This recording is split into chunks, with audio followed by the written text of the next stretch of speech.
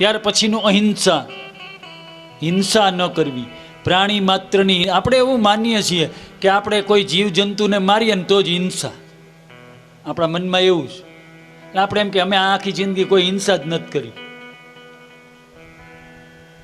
કોકની નિંદા કરી, કોકનું દિલ દુભાવ્યું, કોકની ચાડી કરી, આ હિંસા કરતાં પણ વધારે ખરાબ છે. એટલે કોઈનું દિલ દુભાવો ને એ મોટામાં મોટી હિંસા છે.